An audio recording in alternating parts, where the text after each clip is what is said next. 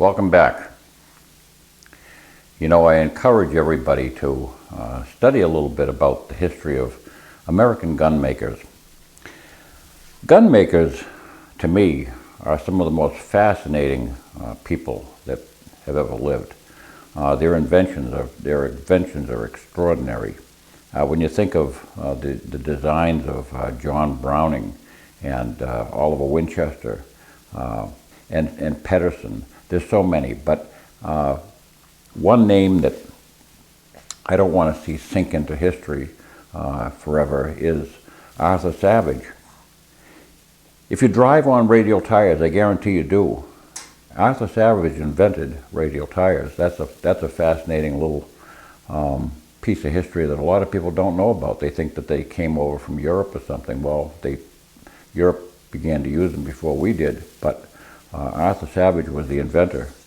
And if you use a Ruger 1022 or a 7722 with a rotary box magazine, that was Arthur Savage's invention. As a matter of fact, it has been argued that Arthur Savage actually invented the box magazine as we know it today. Arthur Savage was a very interesting individual. He was born in the West Indies. He lived, I think, to about the age of 81, if I'm not mistaken. And he died in 1938, just a year before this particular gun was made by his company, the Savage Arms Company in Massachusetts. This was probably his most noteworthy accomplishment and achievement, although I would say that radial tires certainly rank up there, probably on a broader scale. But in terms of firearms development, his Model 99, which was invented in 1899 rather, this really is a classic piece. You know, he was not unlike so many geniuses of his day. He didn't just simply invent things for the sake of inventing it.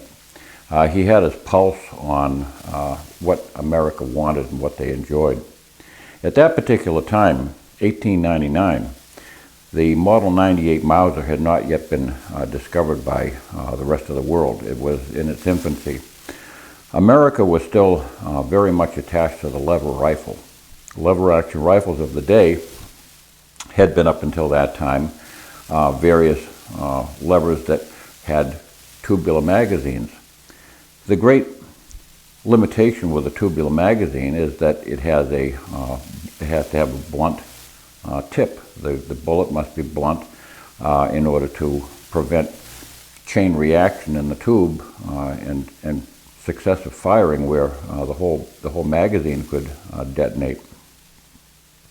That greatly limited the ballistic potential of ammunition that was fired in a tubular magazine. And Arthur Savage was savvy enough to understand that, and he recognized that right off the bat. So what he did was he understood that a stacked magazine, something whereby the ammunition was lying on top of one another, would facilitate having a pointed Spitzer bullet. And you know, he was way ahead of his time, because Spitzer bullets up until that time was strictly a European thing. We hadn't been using Spitzer bullets. All our stuff was like 45-70s and 30-30s and things like that, 44-40s, 38-55s. Everything had blunt round noses or flat noses. So he was way ahead of his time. So he envisioned a rifle that would be adaptable to the American style of hunting, which was the popular favorite of the day, a lever action, while at the same time incorporating a nicely balanced rifle with a stacked magazine. And he made it even more compact. You notice how slender this receiver is. This receiver is very slender. And he further kept that form and function by inventing a rotary magazine. There is a brass wheel inside this receiver, and each of the rounds stacks around in a rotary fashion, the same as your 1022 Ruger magazine does. And it makes it very handy to load. Furthermore, he also knew too that where a standard lever action, after each shot the balance changed because all the rounds were stacked underneath the barrel, so as the barrel got, as the tubular magazine got lighter, the balance of the rifle would change in the shooter's hands. This rifle balances right here, right at this. This is the fulcrum right here at the middle of the magazine. So no matter how many rounds are expended or how many rounds are, whatever the weight of the rounds, whether 150 or 180 grain bullets, they're all gonna stack perfectly in that magazine and feel comfortable in the hand all day long. It had that same fabulous handy feel that lever action rifles were known for, but at the same time incorporating it in a rifle that was truly a long range, efficient, ballistically superior form. And also too, if you notice, rather than the rather straight gripped, clumsy type of stock, which sometimes, a 30-30 or a 35 Remington, it can bang you around a little bit. The stock is not what you call a filling type of stock against your shoulder, and if it were not for the fact that the rounds are rather light in recoil, you can take some serious abuse. And anybody who has fired a 45-70 with a Marlin lever action knows this. So anyway, he designed his Model 99 in order to incorporate all the best benefits of a lever action, while at the same time incorporating extreme accuracy. This particular rifle that was made in 1939, it shoots routinely 5/8 of an inch or less groups at 100 yards. Now that's absolutely remarkable. It's stunning to me, as a matter of fact. I've had very few rifles in my life that I could count on to shoot 1/2 inch to 5/8 of an inch groups all the time, excepting the 22 bores. This is a remarkable achievement. When he first introduced this rifle, there were several cartridges of the day that he invented. Most notably at that time was the 303 Savage, which he named for his company. The 303 Savage was somewhat superior to the 30-30 lever action, and again it had a more pointed form. But he wanted to later on he wanted to even better that. Well, the machinery was already pouring out this particular rifle. It was a very popular rifle. It had its design already factored in. He wanted to incorporate higher power. In about 1920, 1921, he invented the 300 Savage. And around that same time too, he invented the, it was a couple of years difference, but he invented also the 250 3000 Savage, which was a 25 caliber bore with an 87 grain bullet at 3,000 feet per second. But his 300 Savage he envisioned to be the ideal deer hunter's gun. And it sure was. For so many years, if you said that you shot a 300, it did not mean that you shot a 300 Winchester Magnum. It meant that you shot a 300 Savage. That was the cartridge of the day. The first gun that my father ever showed to me, as a matter of fact, was, I think I was about 6 or 7 years old at the time, and he had just taken his guns out to clean them from the gun cabinet that was hanging on the wall. And he brought down his Model 760 Remington pump, and that was a 300 Savage. Between that rifle and this one here, those were two of the most popular rifles and cartridges in New England, at least, and I know throughout much of America. They were fast. They were very reliable. They operated under any weather conditions. The way this rifle is made, no matter how snowy and icy it gets, it can easily be carried cradled in your hand, and or this way here, and keep the snow and ice out. It's a fantastic design. never fails. The barrel length on this is 24 inches, and yet this is called a featherweight. This gun weighs just barely over 7.5 pounds, as it is with this Redfield receiver sight. And this gun was also very, very easy to adapt to a receiver sight in its day. And this receiver sight has been kept on it since, I think as far as I know, since the day it was first purchased. The Redfield barrel blank, which you see right here, that actually is engraved with Redfield on it. That was customary for many gunsmiths to install a Olympic grade receiver sight, fully adjustable for windage and elevation. I can put in, right now it's got a ghost ring, but I can put in various apertures, from broad target apertures with small pinhole irises, all the way up to the largest diameter orifices for hunting different light conditions. But this is called the featherweight. It's got a slender schnabel forend, very, very easy to maintain. Gorgeous piece of wood on it. This is some of the prettiest wood. If you've watched my other video on how to clean and take care of lever actions, you can see how pretty this particular wood is. And it wasn't that way when I first got it. This gun was really in terrible shape. This was a meat hunter's gun up in Alaska. One owner had used it throughout his entire life, and I can't imagine how many magnificent head of game this has taken through the years. The 300 Savage cartridge is by itself quite a piece of history. At that particular time in the 1920s, in 1920 when Arthur Savage designed his 300 Savage, at that time the military 3006 had a published velocity of 27 to 2750 feet per second.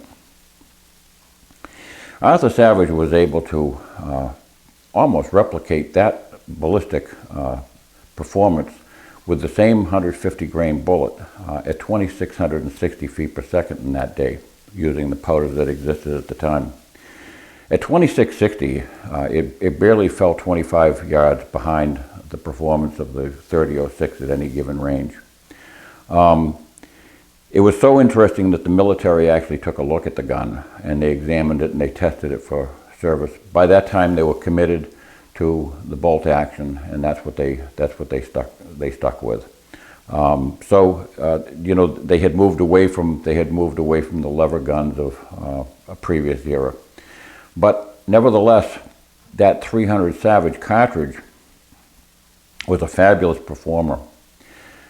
At 2660 feet per second, American hunters found that it was a fabulous deer slayer. Deer, black bear, larger game, elk with 180 grain bullets. It was a stunning performer in its day. And you know, you have to remember that the game hasn't changed any. The distances haven't changed any.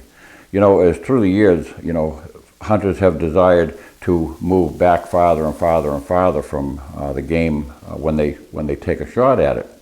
But you know, the hunter who is willing to hunt his game and get up on it and do a little bit of work, if he wants to get within 250 to even 300 yards of his game, the 300 Savage is a fabulous performer.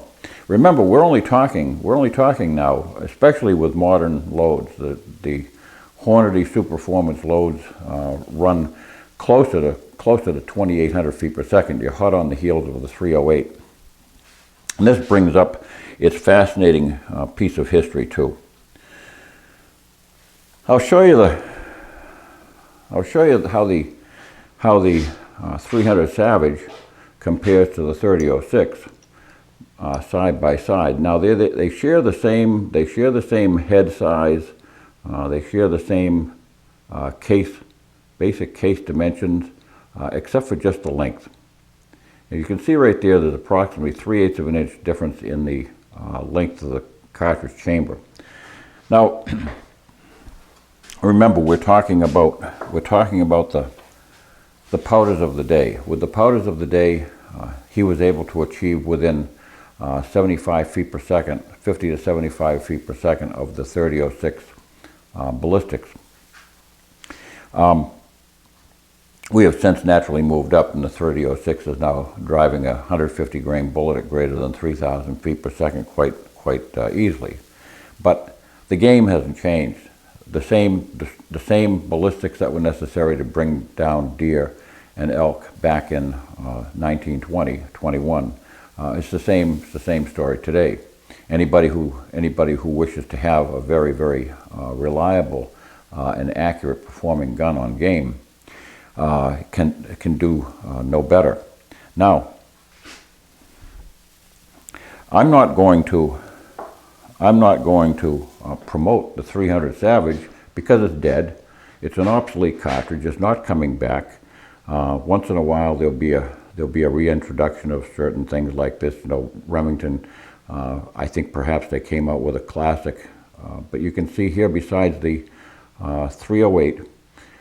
If you see a remarkable similarity, it's intentional, because the 300 Savage was in 1950 studied by the military for use in its upcoming changeover to the M14 selective fire rifle. And if you notice that the length to the shoulder is virtually identical. The case length to the corner of the shoulder is virtually identical. The overall case length is a little bit longer by about 3/16 of an inch or so, and the shoulder taper is higher, which allows a little bit deeper bullet seating and somewhat greater powder capacity. To some degree, it's not a great amount, but the T65 development, which was turned into the 308 or the 7.62 NATO, as we call it in the military vernacular.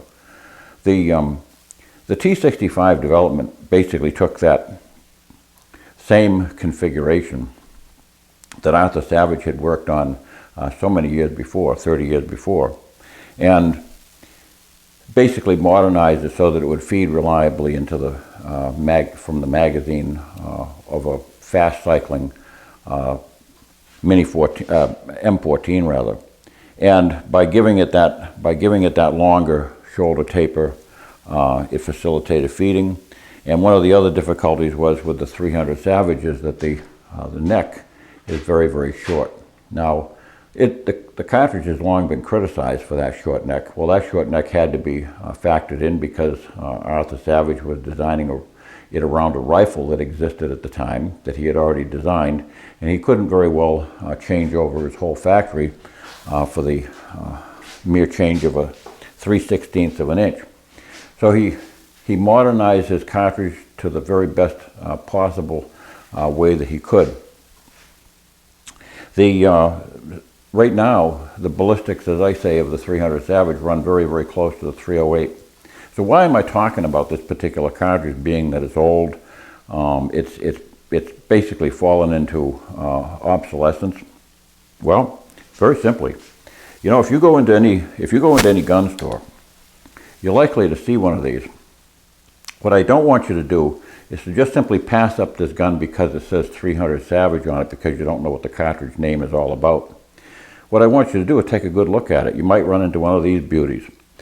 One of the more accurate cartridges that was ever designed, and that's the reason why the military looked at it very closely and basically just simply improved it to become the 308.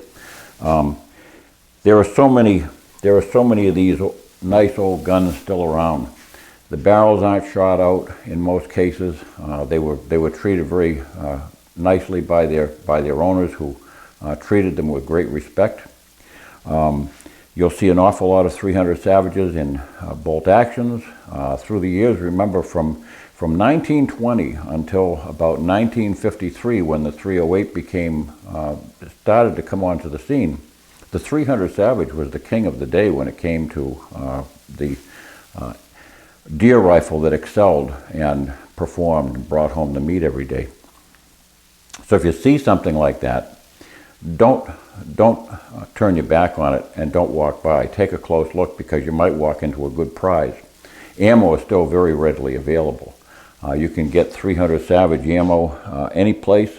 As a matter of fact, I don't think that you'd ever find a hardware store in New England that doesn't, or probably New York or any other place that doesn't have 300 Savage ammo on hand, because it was a cartridge that continued to be popular well into the 50s, and very few of those guns were relinquished by their owners.